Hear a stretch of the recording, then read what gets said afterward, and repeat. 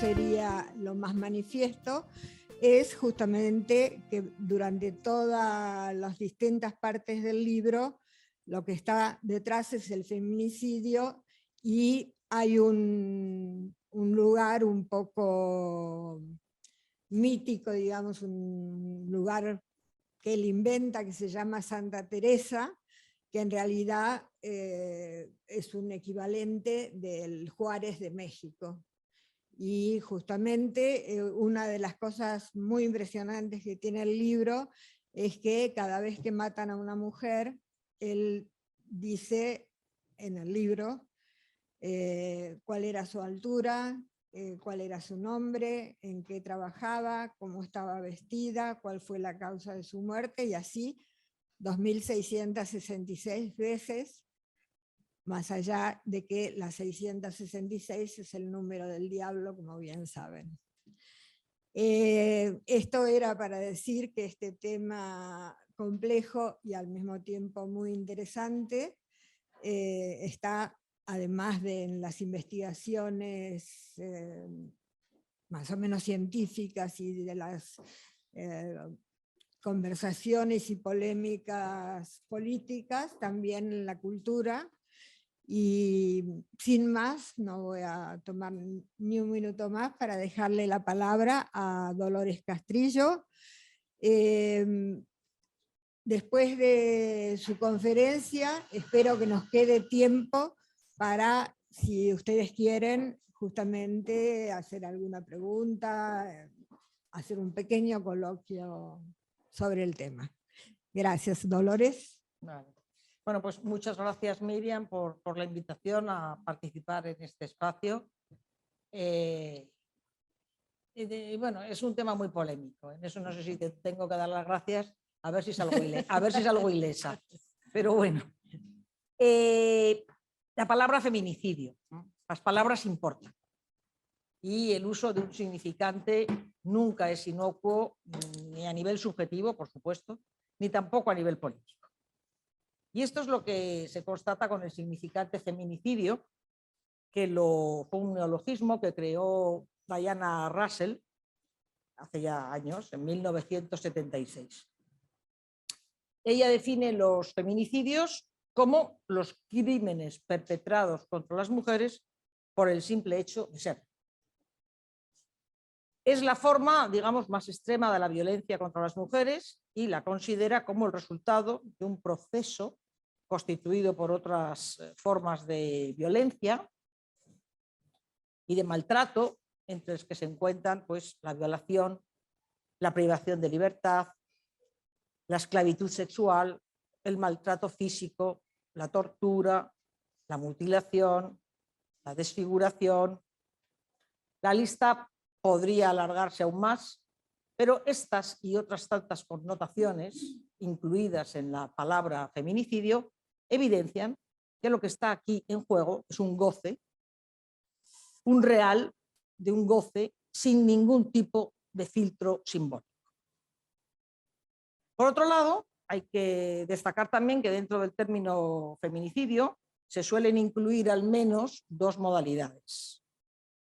Por un lado, el feminicidio íntimo, o sea, el asesinato de mujeres cometido por hombres con las que tienen una relación sentimental, que es el más frecuente, y otra clase de feminicidio, que es al que se ha referido Miriam con Juárez, normalmente de mujeres anónimas. Dices tú que Bolaños da los nombres de cada una de esas 2066 mujeres anónimas, normalmente para los que las matan mujeres anónimas, con las cuales los hombres no tenían ninguna relación íntima o sentimental. Y bueno, este tiene a su vez esa vertiente ya más, digamos, el feminicidio sistémico, ¿no? Que es el que ya aparece claramente en Juárez y, bueno, y en otros lugares.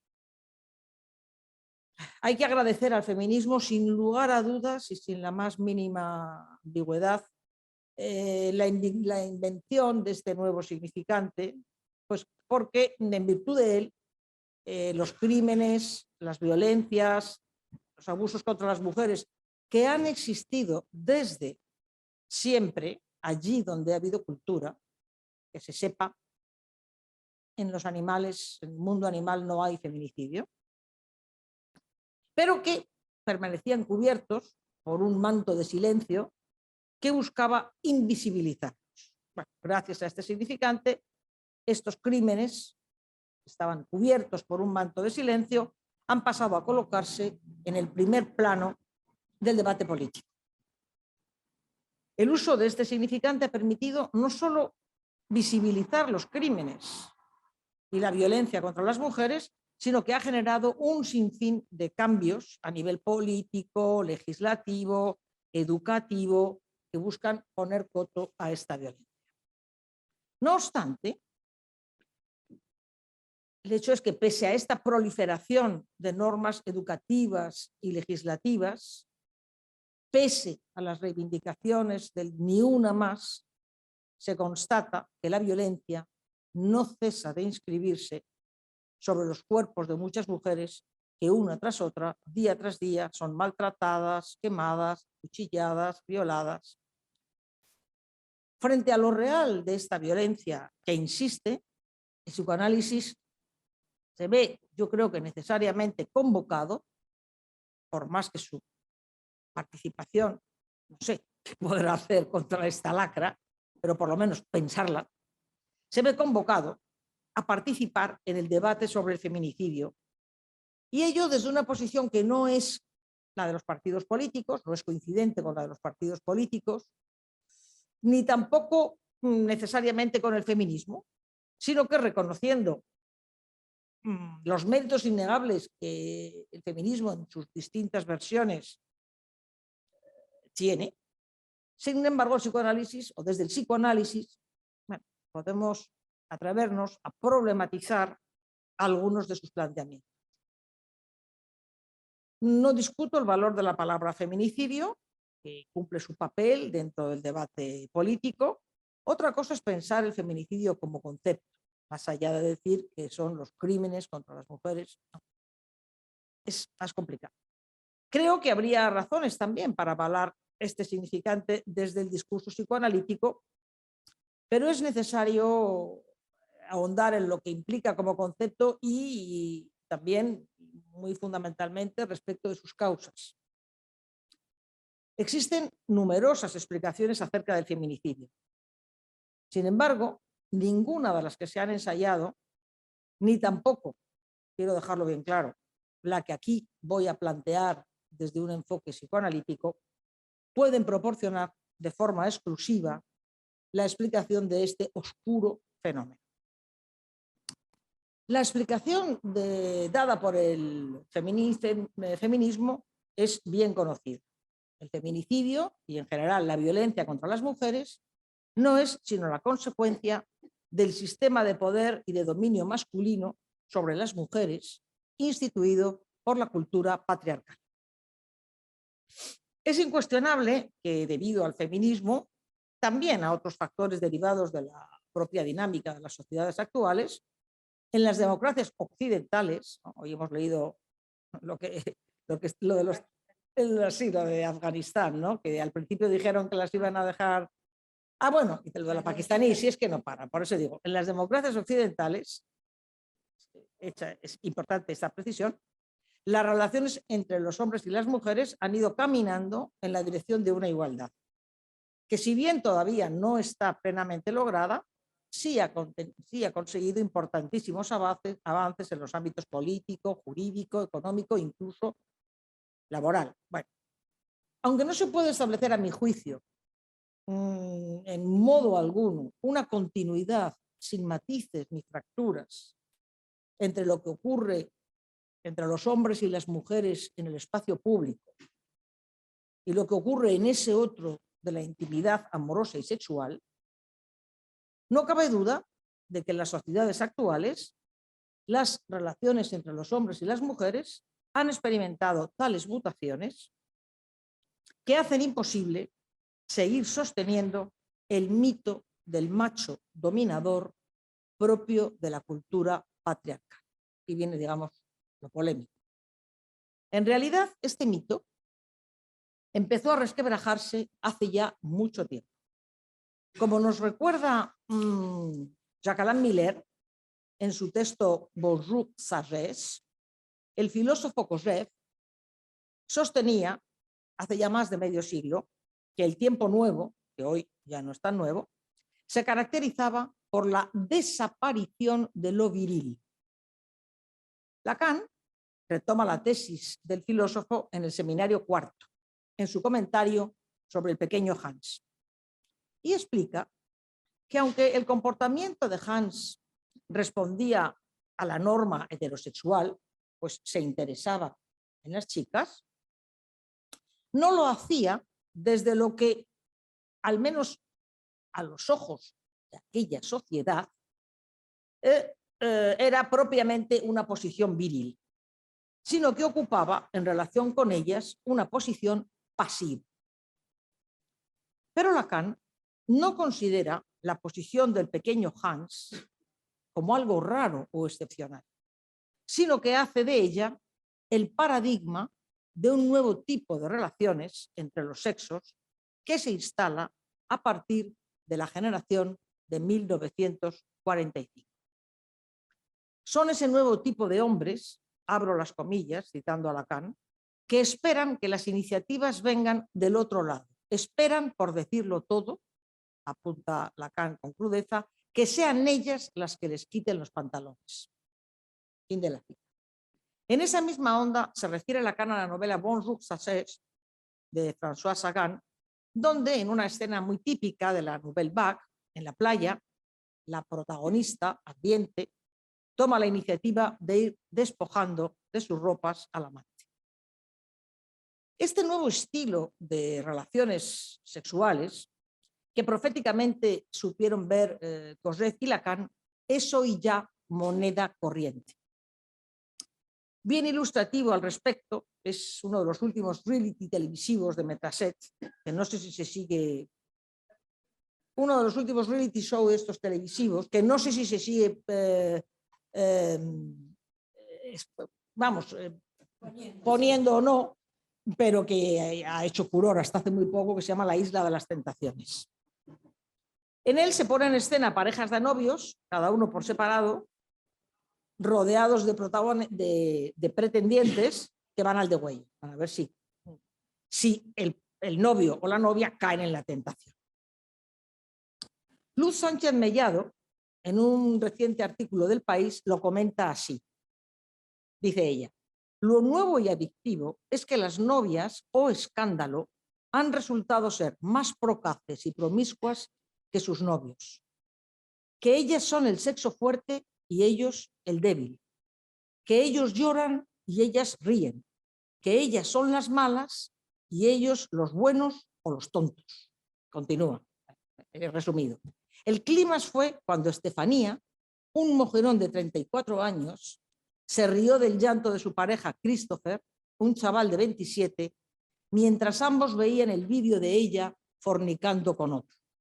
Quizá por inédita, dice la periodista, la escena de una mujer ejerciendo absoluto dominio emocional sobre un hombre resultaba a la vez penosa e hipnótica. Fin de la cita. Los cambios en la civilización contemporánea, en la política, la cultura, la sociedad, acontecidos en el marco del discurso de la ciencia y del capitalismo, han ido produciendo, es un hecho, una transformación de la subjetividad, incluido el campo del fantasma, aunque por supuesto estos cambios discursivos tienen efectos diferentes según la singularidad de cada sujeto. Ya Freud advirtió que nada es más confuso que definir lo masculino y lo femenino.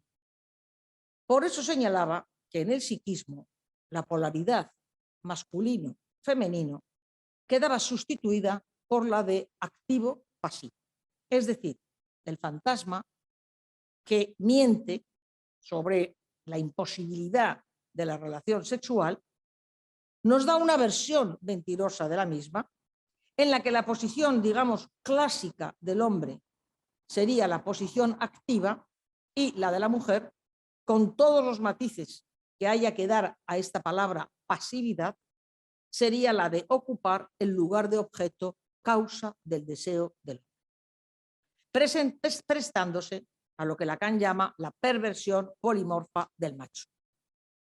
Esto la puede conducir en ocasiones a la mujer al estrago, cuando con tal de obtener el signo de amor del hombre es capaz, como nos dice Lacan, de hacer concesiones sin límite de su cuerpo, de su alma, de sus bienes, y esta, y no la de un supuesto masoquismo femenino, es una de las razones, sin duda, de por qué a las mujeres les costaba y les sigue costando tanto salir de una relación de maltrato.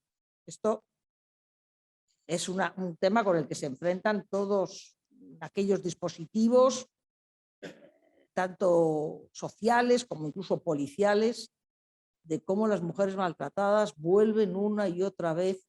Por ejemplo, les han dado una orden de alojamiento y lo rompen para volver con. Lo cual relativiza mucho la cuestión comúnmente aceptada de víctima. Nos hace interrogarnos, no lo voy a abordar aquí, pero nos hace interrogarnos sobre esta cuestión de la víctima. Parecería ocioso subrayar que prestarse a la posición de objeto causa del deseo del hombre no siempre tiene por qué conducir al estrago. Digo que parecería ocioso subrayarlo, pero hay que recordar que para cierto sector del feminismo, no para todo el feminismo, para cierto sector del feminismo, el coito o cualquier otra forma de relación heterosexual es un acto que ya conlleva per se una violencia intrínseca al sistema de dominación heteropatriarcal. Por eso que hay todo un sector del feminismo que considera que la única sexualidad que no cae bajo este dominio patriarcal es la sexualidad lésbica. Frente a ello, cabría contestar que esto solo ocurre si del lado de la mujer, este estrago solo ocurre si del lado de la mujer hay esas concesiones sin límite por amor, y si del lado del hombre su perversión polimorfa no está limitada, contenida por la castración. La novela de la feminista Marcela Yacoub, La Belle et la Bête, escrita en defensa de DSK, ha suscitado indignación entre muchas feministas, siendo ella misma feminista, Marcela Yacoub. Ella sabía que con su novela iba a ser acusada de ir en contra de la causa de las mujeres, pero aún así se atrevió a afirmar que DSK era un cerdo, pero no un violador. No me gusta.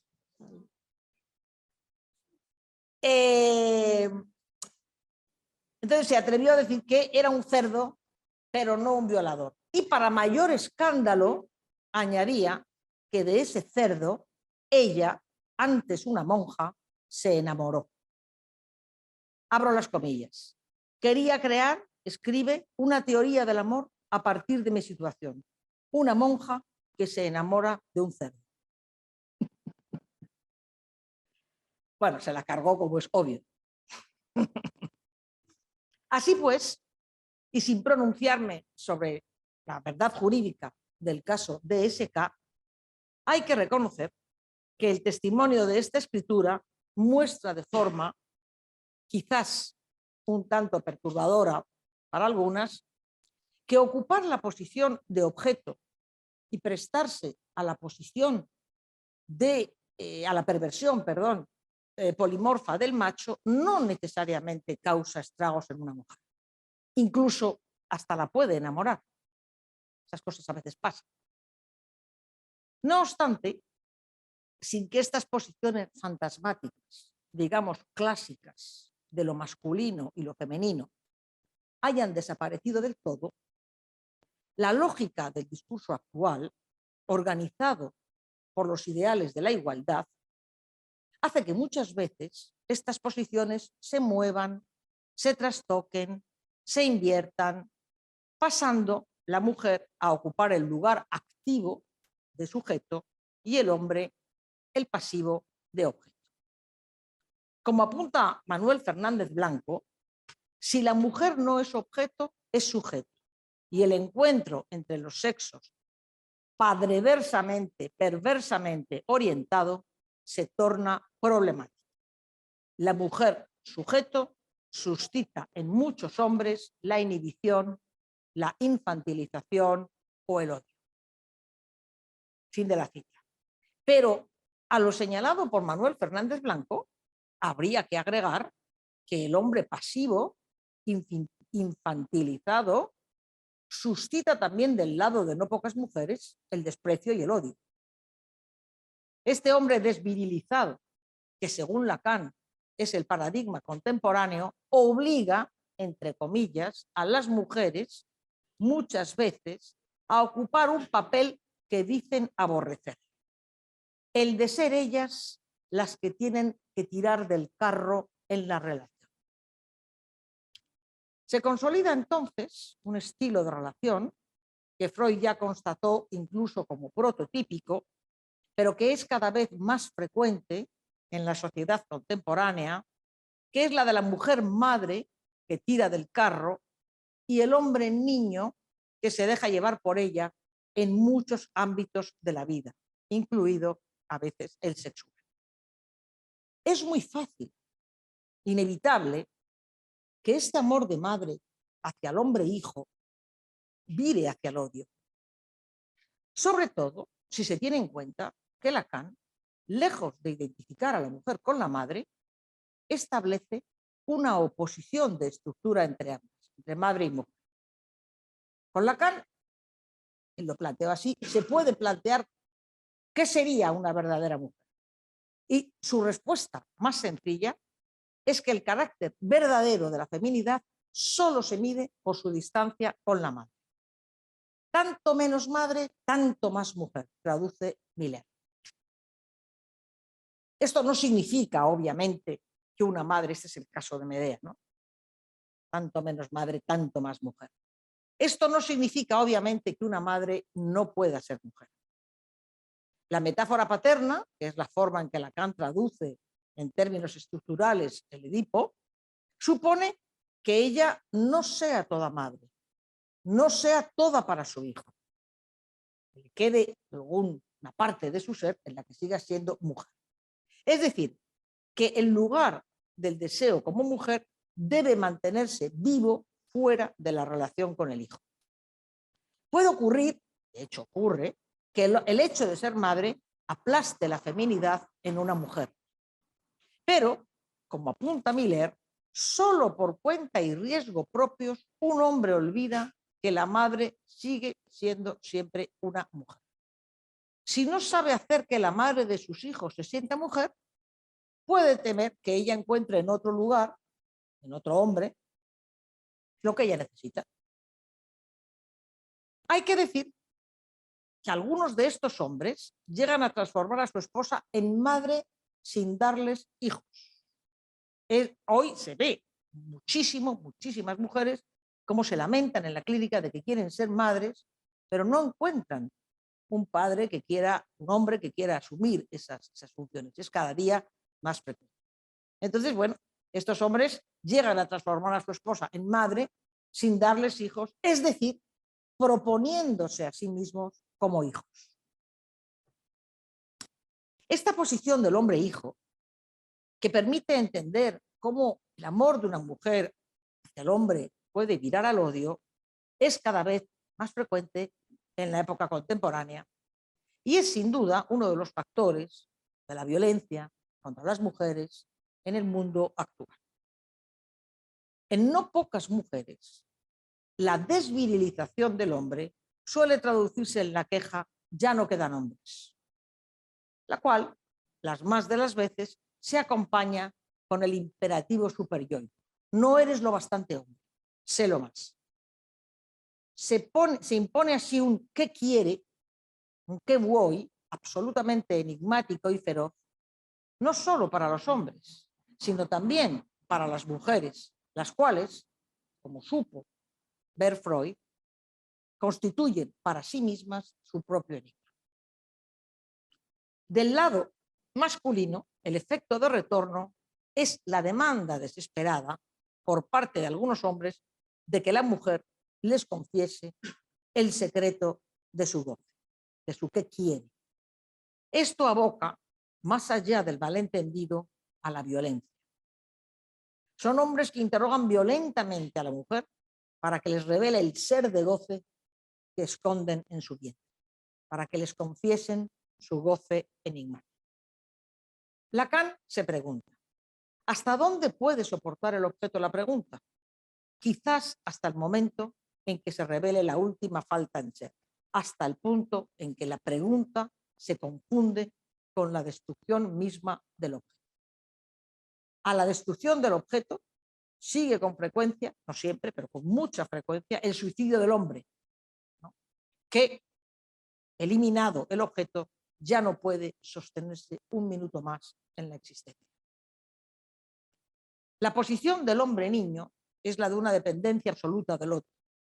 Hay un rechazo radical a que una mujer sea no toda de él y no toda comprensible. Y es por eso por lo que la pérdida le resulta insoportable.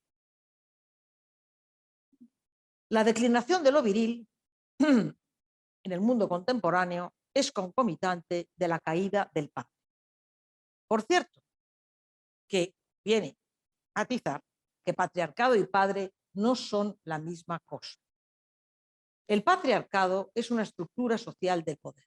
El padre, en cambio, al menos desde el psicoanálisis, es una función psíquica que puede ser ejercida por cualquiera, dirá Lacan, por una mujer o incluso por un síntoma. Pero es verdad que el discurso de la ciencia y del capitalismo, junto con el patriarcado como estructura de poder, se llevaron por delante no solo al padre como figura de autoridad, sino buena parte también de su función. Y el declive de lo viril, propio de la época contemporánea, como precisa Miller, no es pensable sin el declive del padre. Miller lo explica a partir de las fórmulas de la sexuación. Dice así, ¿qué es la desaparición de lo viril? Es lo que resta de la fórmula de la sexuación masculina si se le quita, si se le oblitera la parte izquierda de la fórmula. Solo queda entonces simplemente el todos juntos, el todos iguales. Detrás de la desaparición de lo viril hay el declive el declive del padre, que Lacan ya señalaba desde el principio de sus textos, como los complejos familiares. Formular de esta manera el declive del padre, donde al obliterar la parte izquierda de la fórmula, la de la excepción del padre, la del padre de la excepción, solo queda el lado del para todos, permite sostener a mi juicio que el mundo hoy es un mundo con menos padre, pero no menos falicizado, no menos falocéntrico. Lejos de que haya una feminización del mundo, me inclinaría a decir que lo que hoy impera es una falicización del mundo, entendiendo aquí por falicización, hay otras maneras de entenderlo, una especie de intensificación del para todos lo mismo, es decir, un rechazo de la imposibilidad de nombrar ese goce otro, un rechazo del no todo femenino, que es un goce radicalmente otro, lo que conlleva este rechazo del goce otro, conlleva una impotencia para soportar la relación con el otro sexo. Como dice Jorge Alemán, la violencia contra las mujeres constituye un hecho criminal sistémico que confirma la tesis de Lacan de que una impotencia con lo real tiende a resolverse con un llamado a la fuerza. En ese aspecto, el machismo habría que entenderlo no tanto como una fuerza expansiva de una potencia desatada de unos machos dominadores, sino como una respuesta a un proceso de pérdida de la virilidad acentuado hoy por los dispositivos homogeneizadores del liberalismo, subsumidos en el para todos. Así pues, frente a la idea feminista que ve en el machismo y el patriarcado la causa de la violencia contra las mujeres, se puede sostener que esta está más relacionada con la impotencia, que siempre se resuelve con un acto de fuerza, siendo el propio capitalismo el que se llevó por delante al nombre del padre. Es cierto que en los últimos tiempos la crítica del feminismo al orden patriarcal podría tener muchos motivos para sostenerse, pues hay razones para echarse a temblar ante lo que está sucediendo. Si el empuje de las mujeres por hacerse un lugar en la cultura ha podido culminar en lo que algunos han denominado una feminización del mundo, ya expresé un poco mis reservas sobre este tema, en las últimas décadas, una gran parte de este mundo está atestiguando una ola de masculinización. Vuelven con fuerza, valga la redundancia, la imagen de hombres fuertes, incluso asesinos, hoy habría que decirlo con esta palabra, encarnada en líderes ultramachistas como Putin, Trump y Bolsonaro, o como nuestro caballero Santiago Abascal, que si no se atreven a incidir descaradamente, a incitar descaradamente a ejercer la violencia contra las mujeres, sí exhiben de forma desvergonzada la degradación de las mujeres a mero objeto de goce sexual o algo peor. Yo a usted no la violaría porque no se lo merece, le espetó con espantosa obscenidad Bolsonaro a una diputada. Estos líderes ultramachistas encarnan sin duda el retorno, mitad feroz, mitad caricaturesco, mitad esperpéntico, de ese padre cuyo declive, iniciado ya en tiempos del propio Freud, no ha hecho sino profundizar su caída para convertirse en el signo paradigmático de los tiempos hipermodernos. Pero este retorno a su vez es emblemático de las ansiedades y angustias que en muchos hombres y también en no pocas mujeres ha provocado la caída de los antiguos códigos de relaciones entre los sexos, con los que se creía que era posible ordenar las relaciones entre los sexos y evitar el malentendido estructural entre ellos. Estos líderes, erigidos en padres salvadores, quieren evitar el malentendido entre los sexos, reconduciendo la sexualidad a lo que según ellos y la Iglesia siempre fue y debe seguir siendo: la unión natural de un hombre y una mujer para traer hijos a este mundo. Ellos se han dado la misión de imponer a todos esa sexualidad normal. Aquí Lacan juega con un equívoco imposible de traducir al español, ¿no? Porque juega con normal, normal, y normal, norma macho. La forma quizás más fácil de traducirlo sería la normachidad, de normalidad, la normachidad. Bueno, pues estos líderes se han dado la misión de imponer a todos esa sexualidad, normachidad, de toda la vida, para limpiar el mundo de esos goces sucios de gays, lesbianas, trans y demás escorias que objetan el para todos y constituyen una ofensa imperdonable a la ley natural y a la ley de Dios. Pero este retorno de estos machos no significa que podamos seguir sosteniendo la idea de que el patriarcado es la causa. Hoy me parece a mí, que podamos, es discutible esto que me parece a mí, pero bueno, a mí no me parece a mí que hoy podamos, teniendo en cuenta, a pesar de este retorno del macho y del padre, no me parece que podamos seguir sosteniendo la idea de que la violencia contra las mujeres está causada por el patriarcado. Esta creencia en el patriarcado es un modo de seguir sosteniendo la consistencia de un padre que, aunque retorne hoy de forma caricaturescamente feroz, hace ya mucho tiempo que se evaporó. Creo que para siempre, quizás me equivoco.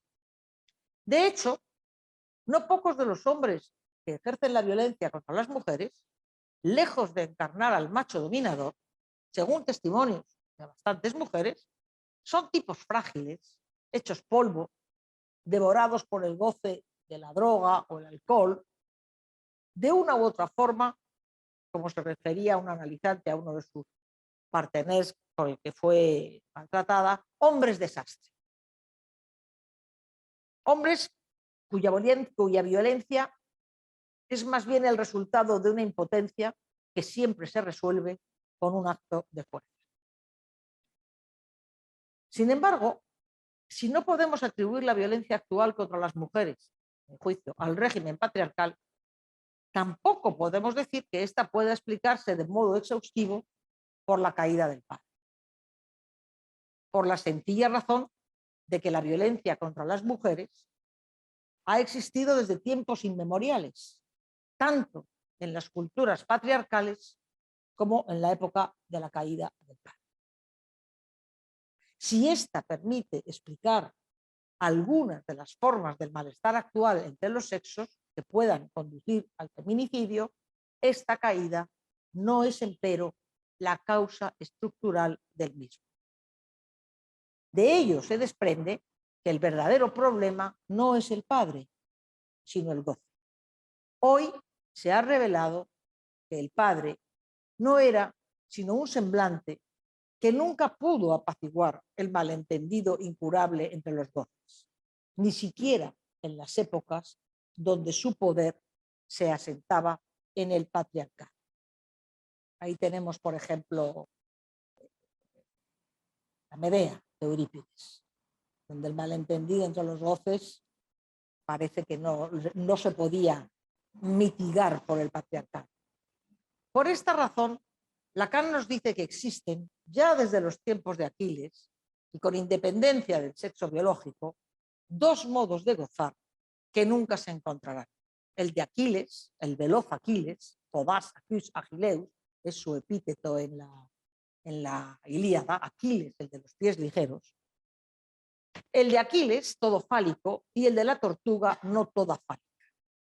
Mientras que el primero se centra en el tener, en la apropiación del objeto, en el control, en lo que se puede no solo localizar, sino nombrar e incluso medir y cuantificar, el de una mujer se muestra sin medida, incuantificable, infinito, irreductible, no solo a un órgano, sino a la palabra misma. Es además este goce de la mujer un goce que paradójicamente no la identifica como mujer. Por ejemplo, a un hombre, dado que el goce fálico se puede localizar, puede medir y cuantificar su virilidad según el número de coitos que realiza. No, una mujer no se siente más identificada normalmente como mujer por el número de coitos que realiza. Es otra cosa lo de ser mujer, que excede a esta cuantificación, por ejemplo, del goce fálico. No da una identidad a la mujer, el goce fálico no le da una identidad como mujer. Es un goce muy raro este, rarísimo. No hay quien lo entienda. Algunas, también algunos, pueden experimentar puntualmente este extraño goce, pero nunca podrán decir, ni ellas mismas, en qué consiste ese goce, que no por casualidad Lacan llama otro, porque encarna una alteridad radical al lenguaje. Es un real que las palabras no alcanzan a nombrar, así como Aquiles nunca logrará alcanzar a la tortuga, según la paradoja de Zenón. Frente a la angustia suscitada por ese goce otro, imposible de simbolizar, de localizarse, un goce nómada, excéntrico, no todo sometido al régimen fálico y al lenguaje, se puede disparar la violencia masculina como un intento ferozmente patológico de colonizar ese espacio que carece de confines. Como señala Miquel Bassols, el pasaje al acto violento viene en el lugar de una palabra imposible de decir. En esta misma línea, cabe afirmar que el feminicidio, donde se consuma el silencio acéfalo y brutal de la pulsión, supone una extinción de la dimensión de la palabra. Siempre y cuando convengamos que la dimensión de la palabra comporta no solo lo que se puede decir, sino también lo que no se puede decir. A este respecto, las violaciones en manada o los asesinatos indiscriminados por grupos de hombres, no solo como sucedió en Juárez, sino como, quizás no con esos extremos, sigue sucediendo hoy, muestran que en lugar de la dimensión simbólica funciona una especie de ley imaginaria de la horda, una fraternidad de goce en la que la fusión entre sus miembros se basa en el odio a un enemigo común, el chivo expiatorio de las mujeres, que permite ubicar paranoicamente el propio odio indecible hacia sí mismos en un afuera vivido como lugar de amenaza permanente. La dimensión de la palabra implica, como decía antes, hacer la experiencia de la alteridad y del límite inherente a la palabra misma. Cuando ese límite no se acepta, se produce el pasaje al acto violento, que es un rechazo feroz de la relación con el límite, es decir, de la relación con lo imposible de decir, de la relación con el trauma de la inexistencia de la relación sexual y de la relación con el malentendido incurable entre los goces que el propio lenguaje introduce. En el feminicidio, y por esto este significante es pertinente para referirse a estos asesinatos, lo que el hombre busca es una hipótesis psicoanalítica, por un lado incompleta, por otro lado discutible. Lo que el hombre busca sería eliminar en una mujer ese goce radicalmente otro, extraño, que se le impone en su opacidad, indecible, de una forma absolutamente insoportable. Este odio al goce otro es al mismo tiempo el odio al propio goce, a lo que el sujeto no puede poner en palabras sobre sí mismo. Esto no solo ocurre en los hombres, también en una mujer hay un odio, un rechazo a ese goce otro que, si bien con menos frecuencia que en los hombres, la puede llevar al pasaje al acto violento, como un modo de golpear en el otro o en su propio cuerpo eso que de sí misma no puede articular con palabras. No se me escapa ni la excesiva generalidad de esta explicación del feminicidio que he venido dando, ni su insuficiencia, pues la angustia ante lo innombrable de ese goce otro puede empujar a modalidades de pasaje al acto muy diferentes. No es lo mismo el crimen pasional del celópata, que a su vez es diferente si incluye o no el suicidio melancólico posterior al asesinato, que el sadismo del alcohólico, que el matricidio, por ejemplo, de un esquizofrénico que mata a su madre, que la venganza de quien, llevado por un amor en mixtura con el odio, lo que Lacan designa con el neologismo odio-enamoramiento, evidencia que el amor no siempre es una mediación pacificadora entre el goce y el deseo, sino que no pocas veces conlleva una dimensión de un goce letal. Por otro lado, aunque en muchas ocasiones los feminicidios evidencian la dimensión psicótica del varón, o eventualmente también de la mujer, no siempre es el caso. Hay una dimensión, me parece, transclínica, puesto que tanto el pasaje al acto del hombre como la posición subjetiva de la mujer, en la que sería ineludible, ya lo dije antes, matizar esta posición comúnmente atribuida de víctima, se presentan en un amplio abanico psicopatológico.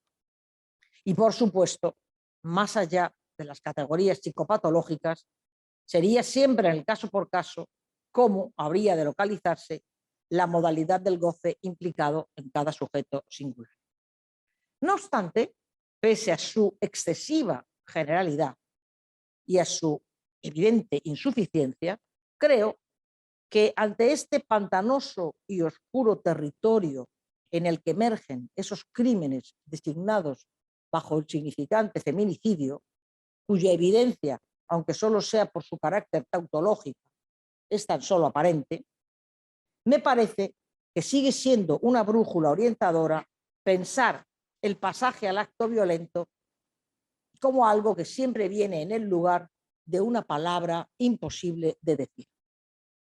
Frente al recurso al acto violento que cortocircuita la palabra y que hoy, pese a todas las legislaciones, las normas y los protocolos educativos, no cesa en su existencia, diría, parafraseando a Jacqueline Miller, que el psicoanálisis es una invitación para cada uno a hacer un esfuerzo de poesía.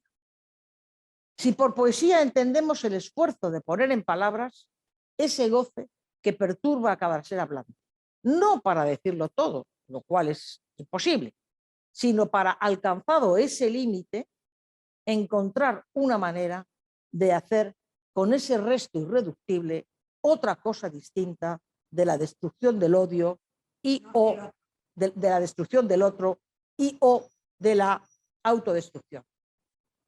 En situaciones de violencia, de desconcierto, de errancia, siempre es aconsejable recordar los versos del poeta. Si he perdido la vida, el tiempo, todo lo que tiré como una anilla al agua, si he perdido la voz en la maleza, me queda la palabra.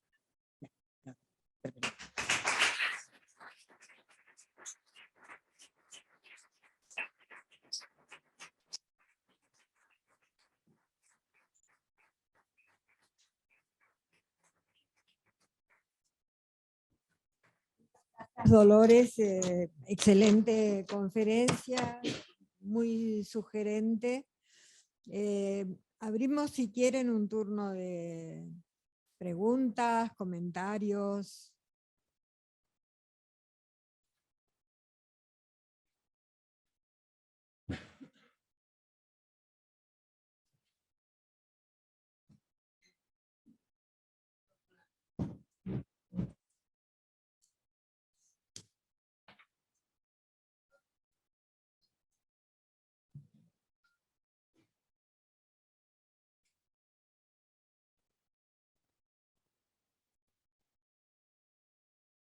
Estamos esperando que le den el micrófono a Amanda Goya.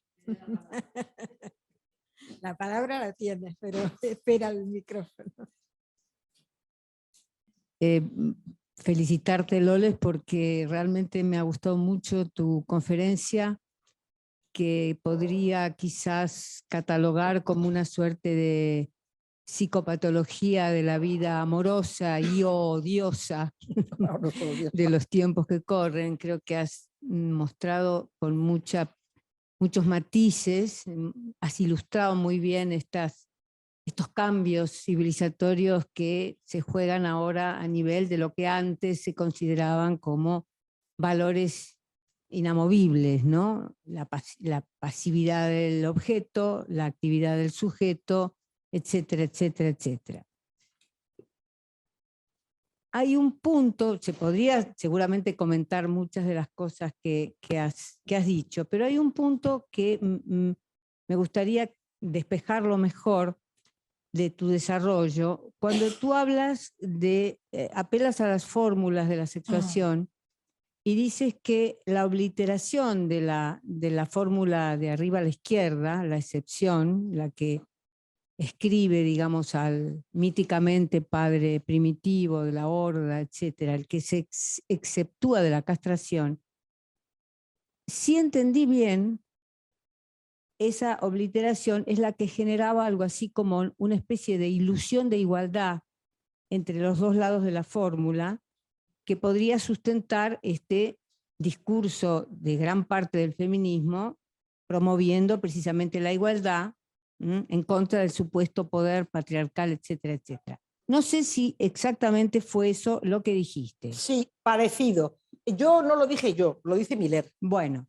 Y él lo que dice es que hoy lo que hay es el para todos, esa ilusión de igualdad, y que esa es, si quitamos la parte izquierda, el padre mítico ha desaparecido, Y lo que queda es la fórmula, parte derecha de la fórmula, el para todos iguales.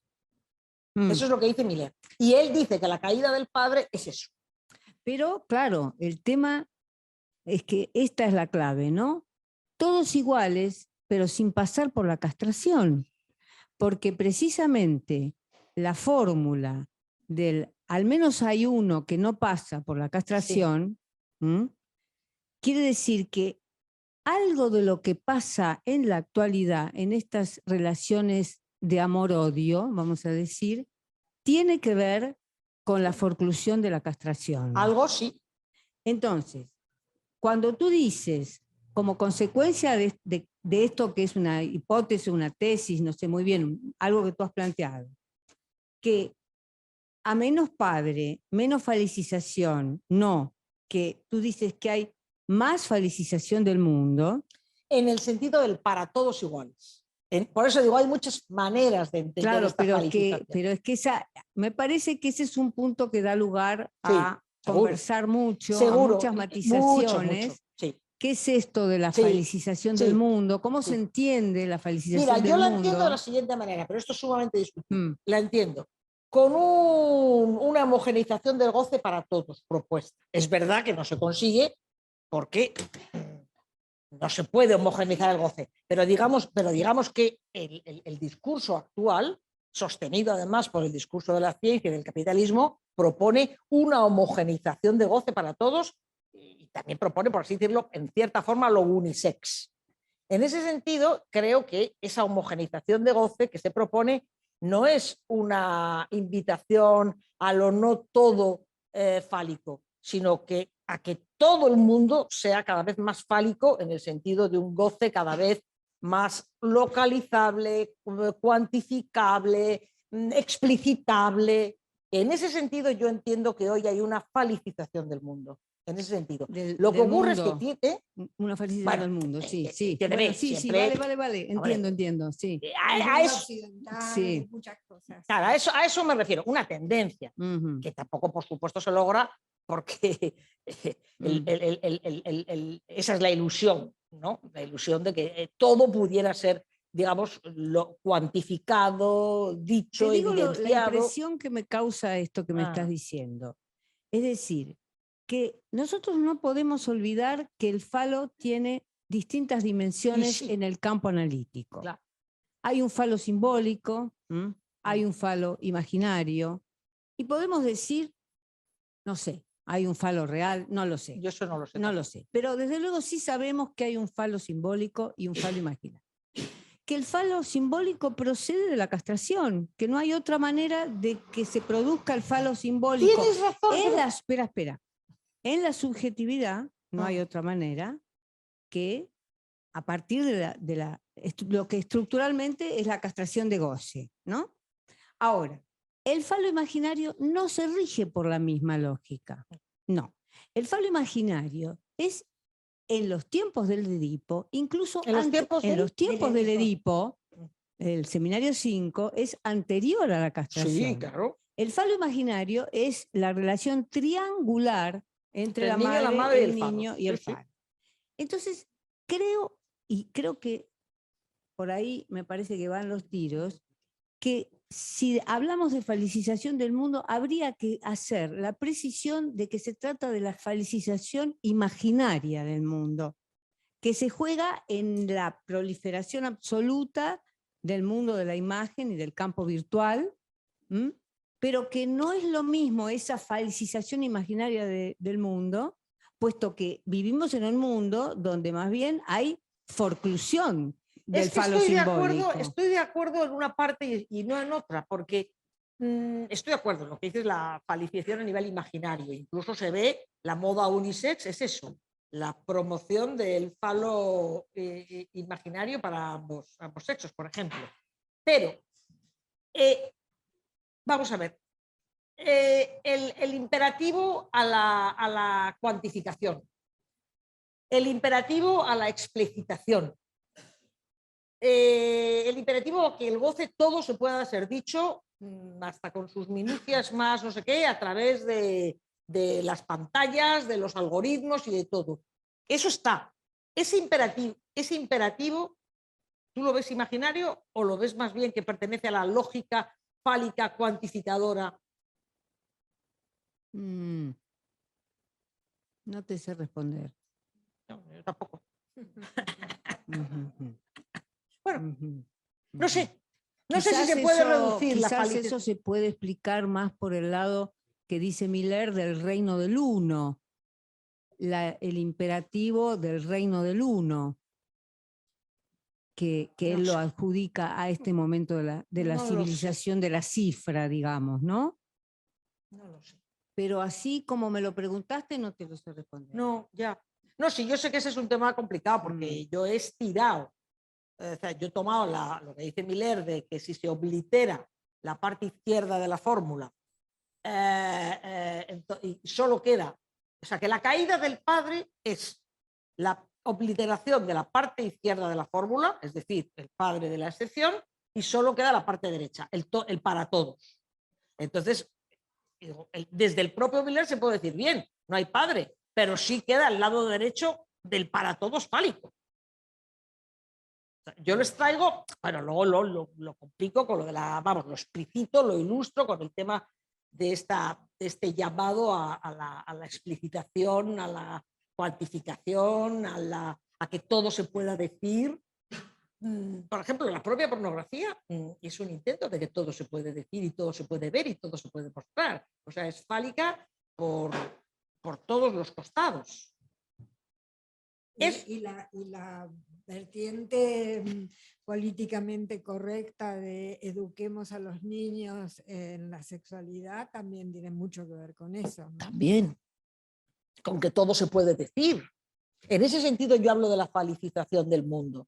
Decir y cuantificar por algoritmos. Cualquier día saldrá el algoritmo en el teléfono móvil que te dirá cuál es el secreto de tu goce. Aparecerá en tu móvil. Que ahora los móviles se meten en todo. Oye, el otro día iba yo con mi marido, íbamos hablando de no sé qué, y de repente sale una voz y interviene. Yo me pegué un susto de muerte.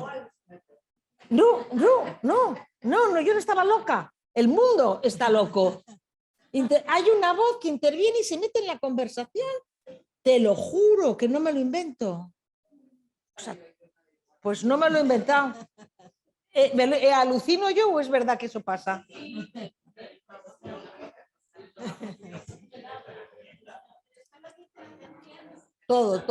Todo se puede decir. Lo dice el teléfono ya.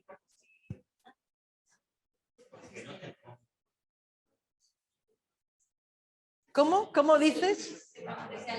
Que yo El no asistente. yo no sé si llamaría a ese todo se puede decir, le daría el nombre de la felicización No, del mundo. Esa es bueno, quizás no. la objeción que Quizás pongo, ¿no? Quizás no, Porque no lo sé. el falo es en psicoanálisis es un concepto que tiene, digamos, un campo de acción en la estructura que depende de la castración. Sí, Y la salvo que pensé, castración bueno, precisamente es lo que forcluye el discurso bien, capitalista. sí, en un sentido sí, Entonces, pero el discurso capitalista no está, lo intenta forcluir, no está por fuera de la castración.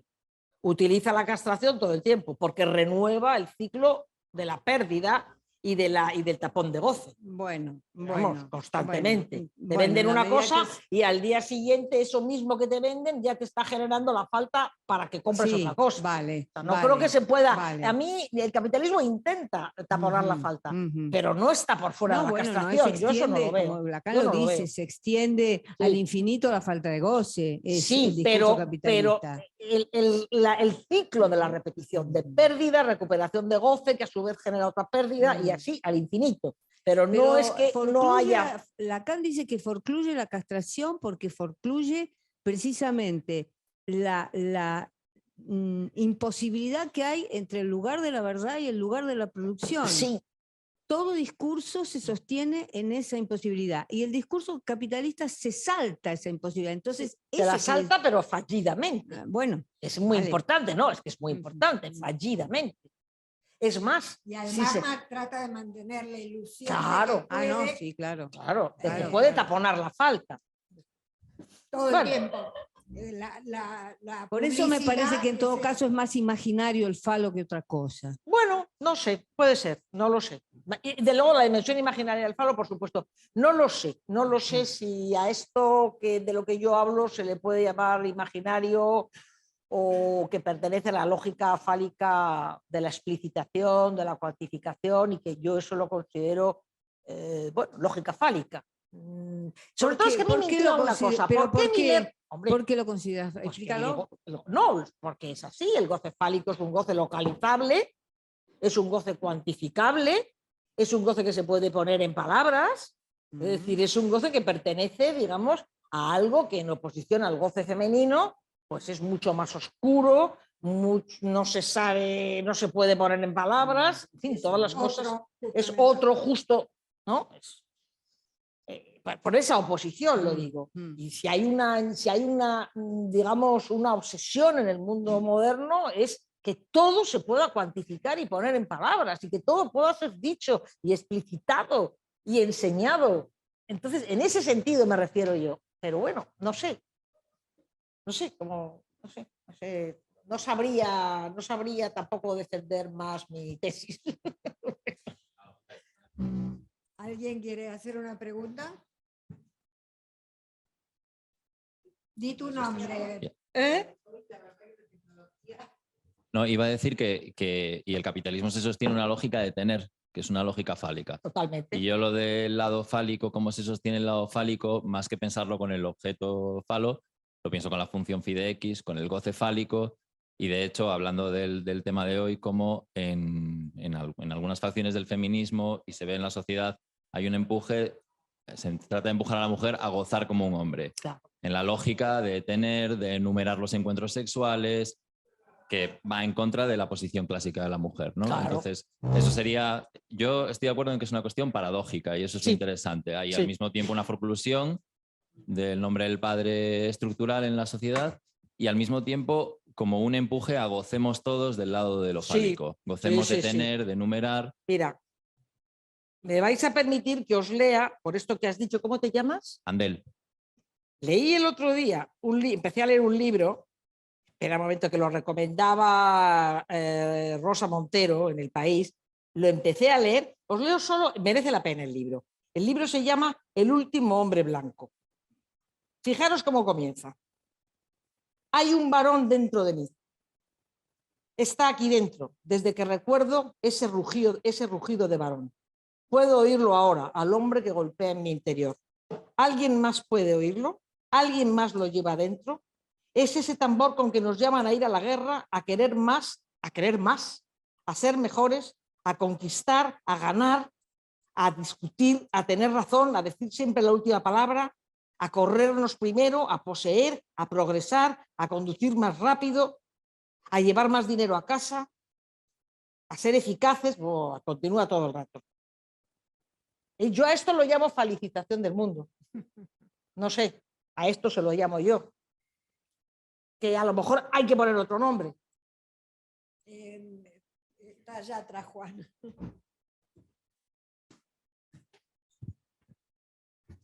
Juan Tavares.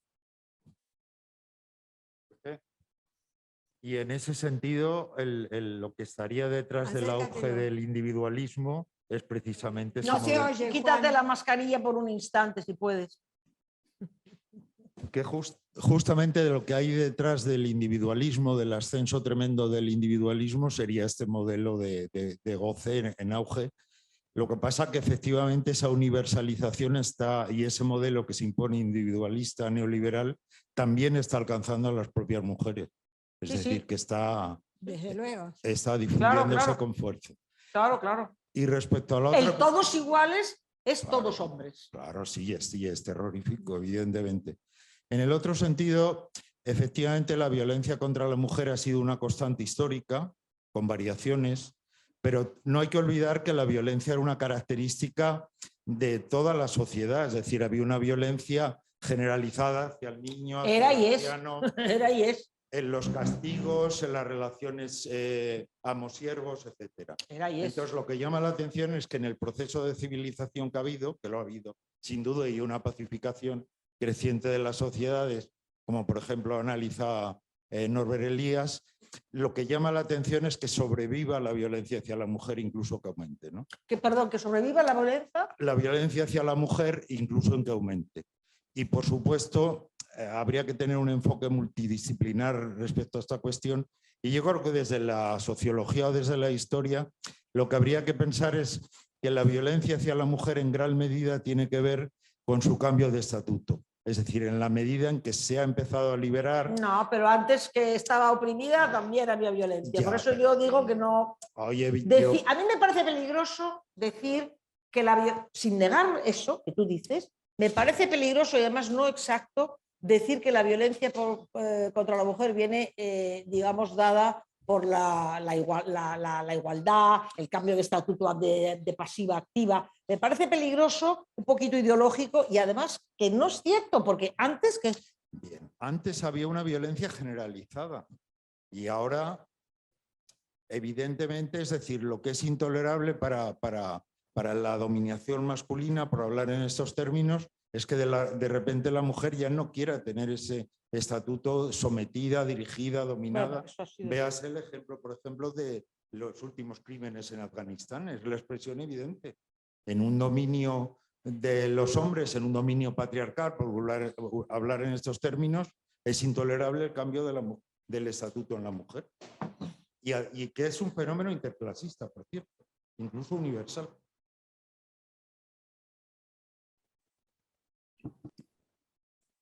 Hola, buenas noches. Buenas noches, Mila. Bueno, muchísimas gracias. La verdad que me ha encantado tu exposición. Ahora, esto que estabas comentando que has leído de Rosa Montero, a mí me estaba sonando mucho a un super yo tremendo que te empuja a gozar sin límites hasta... Naturalmente. Fuerte, ¿no? Y creo que hay una diferencia entre este goce al que te impulsa el super yo y el otro goce que hablábamos de la mujer, ¿no? Femenino. Que me parece que es distinto, ¿no? Estoy totalmente de acuerdo contigo, Mila. Yo creo que esto que he leído de esta chica, que no me acuerdo cómo se llama, la novelista, no es Rosa Montero, no, es una que recomienda Rosa Montero, no me acuerdo cómo se llama. Bueno, es efectivamente un empuje superyoico a la modalidad fálica del goce. Porque, claro, a mí me parece que es decir, siempre se ha hablado del superyo femenino y es una cuestión compleja que, bueno, se podría discutir ampliamente. Pero hay un superyo inherente al goce fálico. Es decir, el goce fálico, en la medida en que es un goce que funciona según la lógica de la castración, es decir, de la falta y del tapón de la falta, para que se renueve la falta y se tenga que volver a tapar, el goce fálico, digamos, siempre nos empuja al más, como el único como intento de tapar permanentemente la falta. En ese sentido, el goce fálico siempre nos hace culpables porque evidentemente no se alcanza, no se puede suturar la falta. Y en ese sentido, a mí me parece que, aunque se hable del goce del superyo femenino, que sería ver cómo sería ese superyo femenino, lo que no me cabe duda es de que el goce fálico tiene un estatuto superyoico. De eso no me cabe la menor duda. Y que muchísimas mujeres padecen hoy en día justamente los tormentos superyoicos del goce fálico. Pero de una forma impresionante, el malestar que les genera, pues eso, el empuje al más trabajo, al más dinero, al más esfuerzo. Son todos valores, digamos, promovidos por el goce fálico. La mujer puede... Lo otro, ¿dónde queda esa otra cosa? Ay, no sé. Claro, pero que me parece importante distinguirlo del goce otro. Claro. Yo creo que tienes razón, Mila, que ese es un goce superyoico fálico. Yo lo entiendo así, ¿eh? Okay.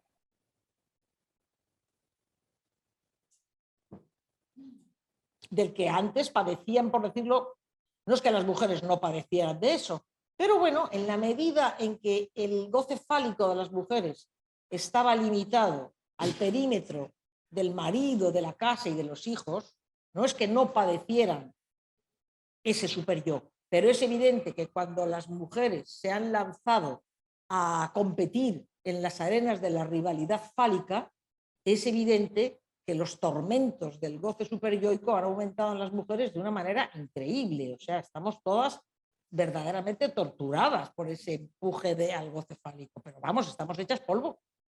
Bueno, que yo lo digo por mí, pero que yo lo veo también en otras personas, vamos. Que no lo digo solo por mí, que lo veo.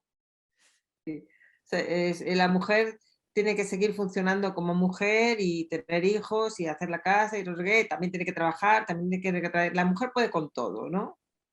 Terrible. Pero no me refiero solo porque tanto el tener hijos como la casa y tal, en un principio se puede considerar como el clásico falicismo de la mujer. Digamos que al clásico falicismo de la mujer se le añade el nuevo falicismo. Y es que la pobrecilla está hecha una... Eso. Pero además tiene razón Mila también, porque es verdad que en ese desempeño actual de las mujeres cada vez es más y más y más, porque, por ejemplo, la alimentación de los bebés a demanda. Entonces, no claro. hay día, no hay noche, no hay nada.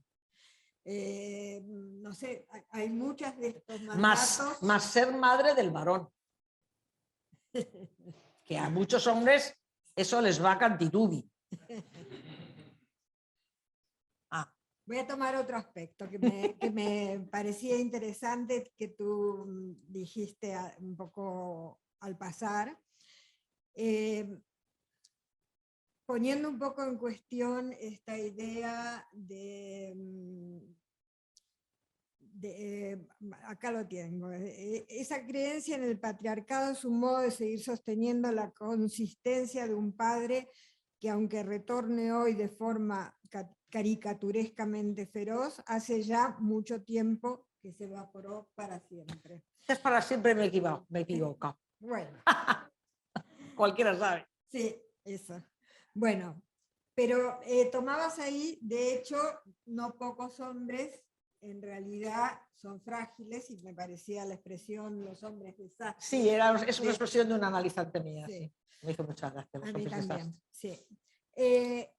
Pero en realidad es verdad que entre los hombres desastres pones algunos especialmente frágiles, como por ejemplo drogadictos o alcohólicos, pero a mí me parece que es una dimensión más universal hoy en día, en un cierto sentido, porque esto mismo... ¿Cuál es más universal? Lo de ser hombres reventados. Hombres reventados, es más universal, sí, yo la veo muy general. Es lo que iba a decir. Sí, y me acordaba de un chiste de Mafalda, de Quino, donde justamente son los clásicos cuadritos. Entonces Mafalda dice, mandamos un hombre, y se da al padre trajeado, no sé qué, que sale para el trabajo, y nos devuelven esto, y entonces esto es una piltrafa humana. Y eso no necesita ser drogadicto, Hay una cosa... Es buenísimo lo de Mafalda. ¿Tienes el dibujo? No sé, ay, qué bueno, qué bueno. Mandamos un hombre y no nos devuelven esta piltrafa. Bueno, es lo de la desvirilización que decía Cosette y Lacan. Claro. Sí. Marguerite, ¿quieres hablar ahora? Hola, sí, gracias. Tenía por ahí el comentario, pero tal vez los saludo aprovechando. Me pareció muy buena la presentación. Muchas gracias a ambas. Gracias, Dolores. Creo que la idea de plantear una tesis que pueda ser examinada sobre este tema tan absolutamente doloroso es valiosísimo. Muchas gracias. Y a mí me surge la idea del objeto A para escuchar un poco qué opinan. Si yo no mal recuerdo, Miriam había escrito algo de esto con respecto en Lacan en la cultura contemporánea, que me parece que responde a lo que está sucediendo un poco, más allá de si el falo simbólico o el falo imaginario, sino desde el punto del objeto A, en donde el capitalismo creo que nos plantea esta ilusión, obviamente falsa, de que el objeto es aprehensible y que esto es lo que finalmente va a venir a tapar la falta. Y no sé si algo de esto pudiera escucharlas con respecto a cómo creen que esto puede embonar con la idea de esta violencia a falta de palabra y sobre el goce.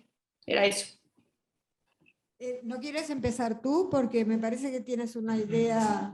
Sí, Ah, estamos encantadas. Bueno, gracias. No, es que me ha surgido durante la conversación la idea que poder traer el objeto en cómo se está deformando, digamos, en esta gran invención de Lacan, cómo se está deformando en el discurso capitalista contemporáneo, a manera que esa ilusión que niega la falta pues genera una suma de fantasías en tanto hombres como en mujeres de poder resolver, digamos, las angustias sobre el goce y sobre otras cosas.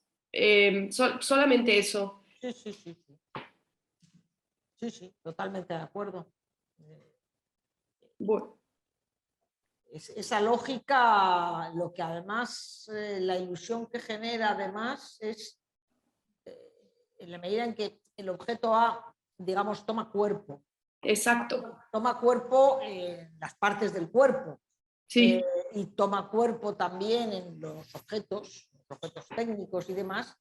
Claro, genera la ilusión de que no solo de que eso, de que todo el goce es posible, está aquí al alcance de la mano, se puede saber lo que es. Exacto. Se puede saber lo que es. Uh-huh. Y claro, y al final pues resulta que no es eso. Y resulta que no, exacto, sí. Bueno, gracias. Antes, cuando en algún momento hablamos de la publicidad, me parece que en la conversación con Amanda, y a mí me parece que la publicidad está basada justamente en eso, Claro. en sostener la ilusión sí. de que es posible tener el objeto que te haría la falta, ¿no?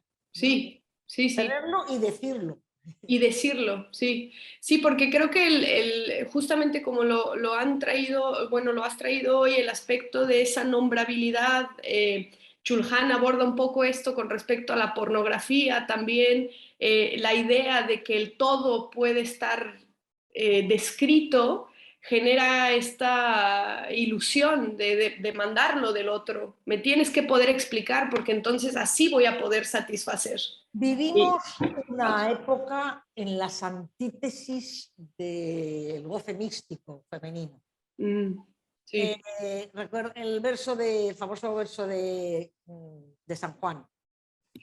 Entréme donde no supe y quedéme no sabiendo toda ciencia trascendiendo. Yo no sabía dónde estaba, pero cuando aquello vi, sin saber dónde me estaba, grandes cosas entendí. No diré lo que sentí, pues me he quedado no sabiendo toda ciencia trascendiendo. No vivimos en una época mística. No. ¿Pudiera repetir, Dolores, perdona ya para ceder la palabra a la siguiente, la cita, no la cita completa, pero el autor? ¿Perdón? Perdón, no pesqué el autor de esta cita. San Juan de la Cruz. San Juan de la Cruz. Gracias ambas. Moderno.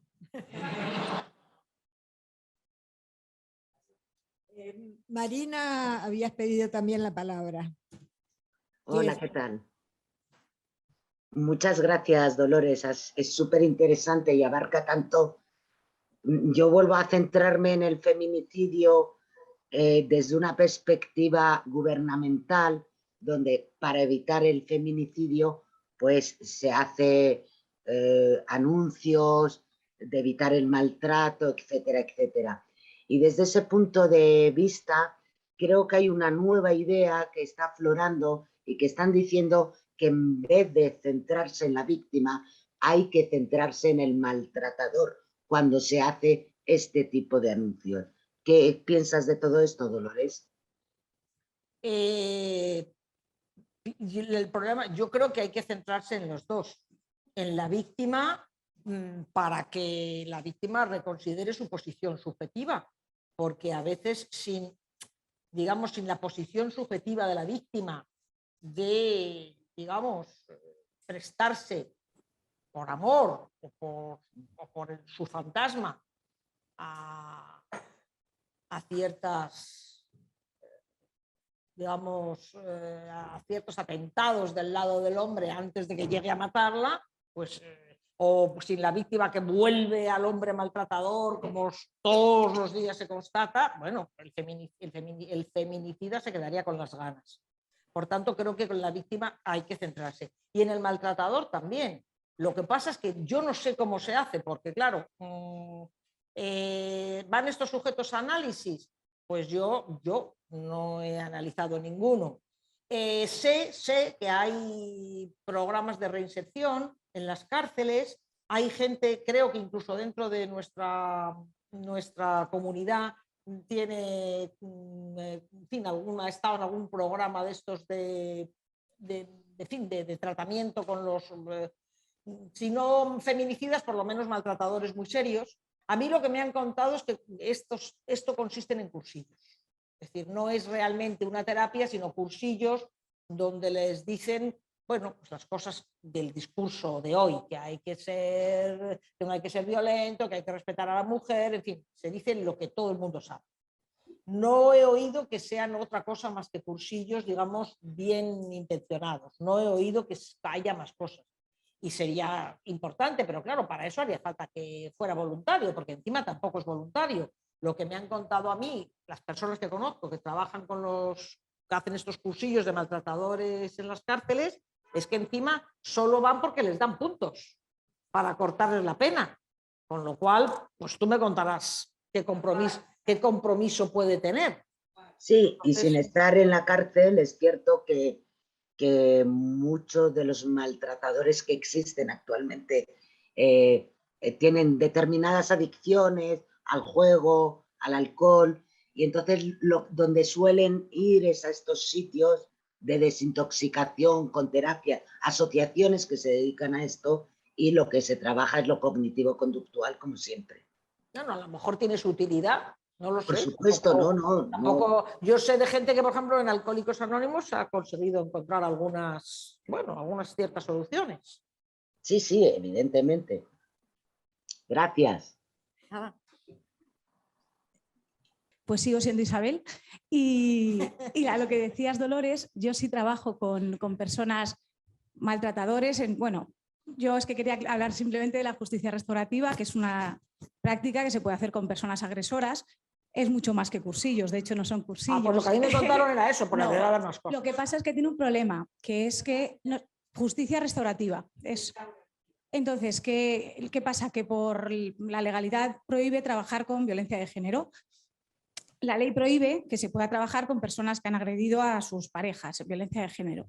Entonces, hay muchos tratamientos que se pueden hacer con maltratadores, hay que excluir violencia de género porque está prohibido por ley, pero la justicia restaurativa lo que hace es trabajar con los agresores de una manera que es mucho más allá de cursillos. Lo que se trata con ellos es de buscar la responsabilización a través de un cambio subjetivo. ¿Vale? Entonces, no es que al oírlo de los cursillos me he venido a... No, es que me lo han contado a mí eso. Me lo han contado a mí personas que trabajan con maltratadores en la cárcel. Efectivamente, hay cursillos que se dan, que yo creo que la eficacia es muy poca, realmente, pero hay un trabajo que se puede hacer a través de la justicia restaurativa, como digo, que va mucho más allá, es un calado mucho más hondo. Y dos preguntas. Sí, claro. Una, ¿por qué no, lo puedes hacer con maltratadores, pero no de violencia de género? Es que no entiendo bien. Dentro de las prácticas restaurativas, que es esto de los que os hablo un poquito, está la justicia restaurativa, que es cuando ha habido un infractor y una víctima. Y se puede trabajar por separado con infractores y víctimas o conjuntamente, que es a lo que yo me dedico. Vale. La ley, está la mediación, no sé si conocéis lo que es la mediación, bueno, da igual que nos salimos del tema. La mediación está prohibida en temas de violencia de género. Tú puedes trabajar en mediación con uno que ha apuñalado a otra persona, se puede hacer, pero no con violencia de género, porque la ley lo prohíbe. Entonces, yo, por ejemplo, mi opinión aquí, ¿cuál es? Que se tendría que dejar elegir a las personas. Toda persona tiene derecho a elegir si quiere entrar o no en prácticas restaurativas. Oye, perdona que te interrumpa. Sí. ¿Y cómo fundamenta la ley esa prohibición? Porque no lo entiendo. Pues lo fundamenta en el desequilibrio que hay entre hombre y mujer, y entiende que la mujer no es capaz de decidir por sí misma si quiere o no participar en un proceso así. Entonces, Para mí es una barbaridad, yo no estoy de acuerdo con ello. Pero la mediación hoy por hoy está prohibida en violencia de género. Entonces, una asociación de mediación no se puede meter con violencia de género porque está prohibido por ley. Aquí podríamos hablar muchas otras cosas, pero bueno, que ahí no es el foro tampoco. Pero bueno, el fundamento es eso, porque se entiende que el Estado tiene que decidir por la mujer y tiene que decir que no puede participar en este tipo de procesos, aunque la mujer quiera. Por eso que bueno, a mí me parece una barbaridad, pero bueno, pero a lo que yo iba es que se puede hacer muchas Sí. cosas más allá de cursillos. Pues es una gran noticia. Y yo lo de justicia restaurativa, yo os lo dejo para que vaya calando. ¿Qué significa exactamente justicia restaurativa dentro de este marco? Pues está la justicia retributiva, que sería la de los juzgados, ¿no? Uno comete una pena, tiene un delito y unas consecuencias, y la justicia restaurativa, en vez de tanto de delito, habla de daño, el daño que se causa por el delito, no tanto la consecuencia penológica, sino el daño que se produce. Entonces, el daño se produce no solo a la víctima, sino también al propio que comete la infracción, también se produce un daño a sí mismo. Entonces se trabaja la responsabilización, la reparación, el perdón y una serie de cosas. ¿Y eso es voluntario? O sea, el que va a esto es voluntario o es obligatorio para conseguir rebaja las penas de prisión o tal. La justicia restaurativa es voluntaria, ¿vale? Lo que pasa es que es verdad, yo por ejemplo trabajo con personas que han sido condenadas a trabajos en beneficio de la comunidad. Entonces la pena en sí misma es trabajos en beneficio de la comunidad, pero vienen a los talleres que nosotras hacemos, talleres que no son cursillos, pero vienen de manera voluntaria en el sentido que pueden hacer eso igual que pueden ir a barrer parques o a ordenar una biblioteca. Entonces hay voluntariedad. Entonces lo que pasa es que la pena en sí misma es asistir a estos... que la pena en sí misma es asistir a estos cursos en vez de a otro tipo de trabajo. Eso es, pero hay una voluntariedad a la hora de elegir qué tipo de trabajo haces. Que otro. Y de hecho allí se pueden marchar, no pasa nada, luego se les computa con otra cosa, les ponen en otro sitio. Pero por ejemplo, lo que decías en las cárceles, es verdad que puede dar beneficios, pero nunca es el objetivo, nunca. Lo que pasa es que cualquier persona que se somete a un proceso dialogado de gestión de conflictos, por ejemplo, eso luego tiene beneficios a la hora de que, hombre, una persona que ha conseguido resolver un conflicto dialogadamente, pues hombre... No, ya sé que no es el objetivo. Lo que pasa es que a mí me comentaban estas personas que eso, ¿cómo te diría yo? Estorbaba mucho el proceso, porque no es lo mismo que uno vaya porque verdaderamente quiere responsabilizarse del daño que hace, que vaya porque quiere acortarse la pena. Es un poco tramposo eso. No, pero eso no debe ser nunca, me refiero, y para eso los profesionales de esto tenemos que verificar que eso es así, y eso se va viendo, si es que luego eso se va percibiendo. Claro. Pero bueno, gracias. Bueno, vamos cerrando ya. Hay dos personas que han pedido la palabra, Mila nuevamente y Marina también nuevamente. Sean breves porque vamos ya cerrando. Sí, es con respecto a esto de la violencia de género, que yo estuve trabajando en un centro de estos de violencia de género y está prohibido atender al maltratador porque ellas, entre otras cosas, ponen una orden de alejamiento y todas estas cosas están protegidas y están escondidas para que el maltratador no las pueda encontrar. Entonces, si el maltratador viene también a tratamiento y hay mediación y todo esto, pues no, o sea, mediación no puede haber, porque se supone que ellas están... ¿No quiere en otro centro que no interfiera con la mujer? Eso sería otra cosa, pero la mediación, por ejemplo, no puede ser. Porque No, estamos hablando de tratamiento. Yo he estado, por ejemplo, en Suiza en un seminario del campo freudiano y el caso que presentó una muchacha que le tocó presentar caso era el de un maltratador que ella atendía analíticamente, con orientación analítica. ¿En la cárcel? No estaba en la cárcel. Pero... Claro, es que una cosa es que él pida que vaya a pedir... No, pero es una institución dedicada a eso, quiero decir que no, esto, un análisis cualquiera. Lo que yo estoy contando es hace a lo mejor 10 años, ¿vale? Y de hecho yo perdí el puesto porque propuse que también se trabajara con el maltratador cuando el maltratador quería. O sea, hace 10 años las cosas han podido cambiar un poco. Pero bueno, que en violencia de género tienen como muy separado lo que es el maltratador de la víctima y bueno, es un poco desastroso. Gracias, Mila. Gracias. Marina. Solamente es un dato. Desde que se computa los feminicidios en España, creo que es sobre los años 80, corregirme si me equivoco, a fecha de hoy no se ha conseguido con toda la intención de la sociedad y cómo ha evolucionado, no se ha conseguido todavía reducir el caso de víctimas matadas por hombres. No. Con lo cual hay que planteárselo desde otro lugar todo esto. Sí, es un dato, sí. En España. ¿Y en otros sitios de Europa? No lo sé. En España desde 2004 se lleva la contabilidad a nivel nacional. 2004, ¿eh? Hace nada, vaya. Hace nada. El tratamiento que hace el sistema, el capitalismo, es a partir del discurso universitario.